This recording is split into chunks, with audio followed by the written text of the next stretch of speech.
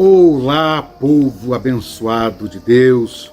Estamos aqui com mais um vídeo e desde já pedimos que a bênção do Pai, que a graça de Cristo esteja derramada sobre a sua vida de uma maneira muito poderosa, muito maravilhosa, que você e sua família estejam debaixo dessa bênção maravilhosa do Pai, em nome de Jesus Cristo.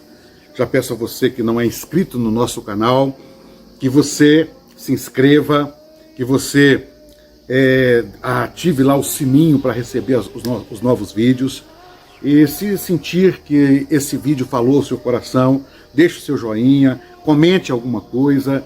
E dessa forma o YouTube ajuda a levar esse vídeo a mais pessoas.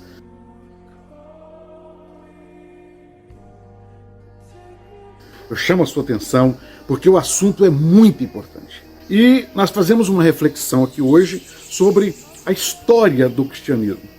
Eu afirmo com toda certeza que 99,99999% dos cristãos atuais nunca leram ou nunca ouviram nada sobre a história do cristianismo, a história do evangelho, a história da reforma.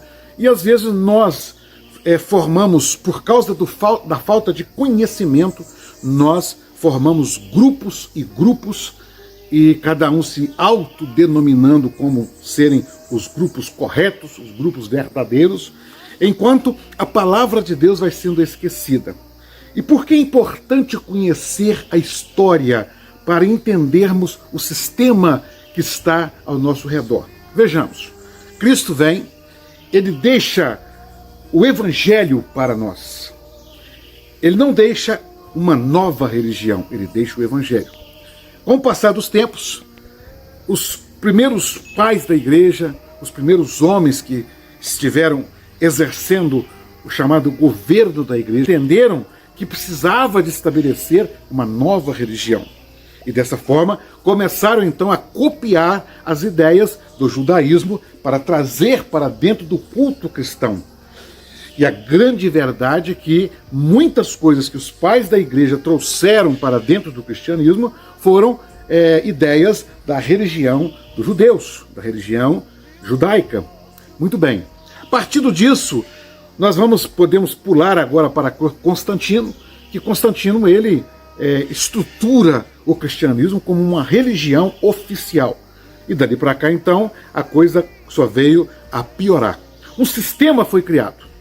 Nós poderíamos falar de homens e grupos que dentro desse sistema se rebelaram contra o sistema, que não viram como correto o sistema e queriam voltar à pureza do evangelho.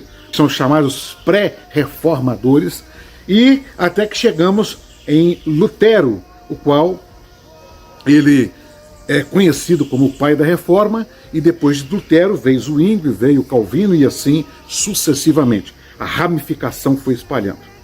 Qual foi o grande problema, meus irmãos? E é aqui que eu chamo a atenção de todos para esse ponto tão importante. É muito comum hoje os evangélicos dizerem o seguinte: a Igreja Católica não é de Deus, e usa a chamada Santa Inquisição para provar o quão diabólicas foram as atitudes de homens que estavam no poder. E isso em nome de defender a fé católica. Mas o que às vezes nós não sabemos, que pós início da reforma, surgiram homens também que usaram das mesmas táticas ou parecidas. Nós vamos dizer com toda certeza que muitos cristãos católicos e cristãos protestantes foram também mortos, perseguidos por próprios cristãos protestantes, com o mesmo propósito de defender a fé. Alguns chegam a dizer que houve, não podemos provar isso historicamente, mas alguns chegam a dizer que houve até a chamada Inquisição protestante, porque houve perseguições. Meus irmãos, é muito sério, porque tanto o cristianismo católico romano como o cristianismo protestante da época usaram de todos os meios, e havia um propósito: defender a fé. Defender o evangelho, defender aquilo que eles acreditavam que era o correto. Mas e os ensinamentos de Jesus? E a humildade, a renúncia, o perdão, o amor ao próximo, o não matar, o não ferir. E o que Jesus ensinou?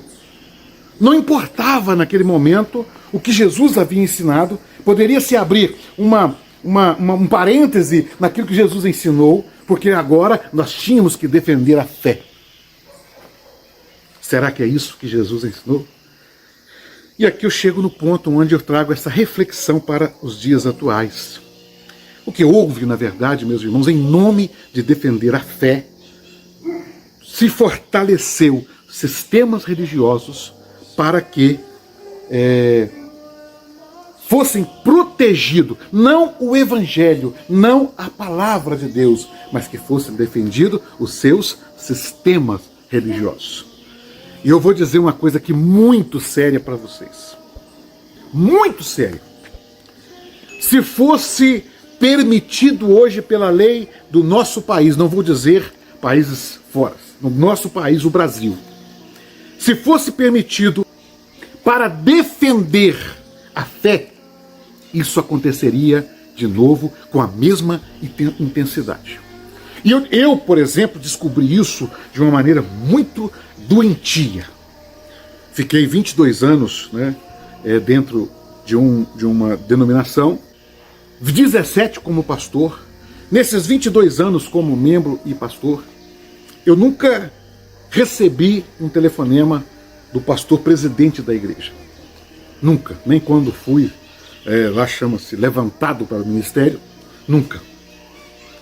Mas quando eu saí e fiz uma carta me desligando, sem entrar em guerra com nenhum irmão, com nenhum pastor local, com ninguém, apenas fiz uma carta explicando os desvios da instituição, alguns desvios, que eram muitos, se fosse fazer uma carta, escrever um livro, mas eu fiz uma carta mostrando os desvios que a instituição estava vivendo. Eu recebo 2 dias após a carta chegar a ligação do presidente. E qual era o propósito dessa ligação? Amaldiçoar a minha vida, da minha esposa, dos meus filhos. E nós sentimos do tom de voz daquele homem que o desejo dele era destruir-nos.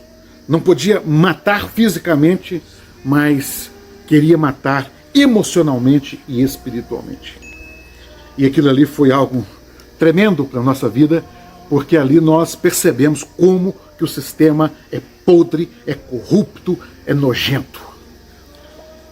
Então, queridos, não vou estender aqui para o vídeo não ficar longo, mas essa história do cristianismo precisa ser trazida em nosso coração para mostrar que o homem, dentro da história, nos mostra que nunca houve, em regra, sempre houve homens e mulheres de Deus dentro das denominações como existe hoje. Mas nunca houve por parte do governo, do sistema, o interesse de defender o Evangelho. Sempre o interesse foi defender as suas instituições. Por isso, chegou a hora. Nós estamos vivendo sinais proféticos de grandes acontecimentos. Chegou a hora de nós voltarmos à simplicidade do Evangelho e deixarmos de ser religiosos, amantes do sistema, idólatras denominacionais, idólatras de homens vivos, uns criticando os outros, mas com as mesmas posturas idólatras. Precisamos voltar à simplicidade do Evangelho, ao amor, à humildade, à paz, à alegria, à renúncia, abster-se do pecado de uma forma simples, da luxúria. Precisamos voltar à simplicidade do Evangelho. Que Deus nos abençoe, que esse vídeo possa ter esclarecido um pouco os irmãos acerca dessa necessidade de voltarmos à palavra. Se você não é inscrito no nosso canal, vai lá e se inscreva, deixe o seu joinha, compartilhe esse vídeo com alguém que sentiu que vai esclarecer, e que Deus assim nos abençoe. Até o próximo vídeo, se Deus quiser.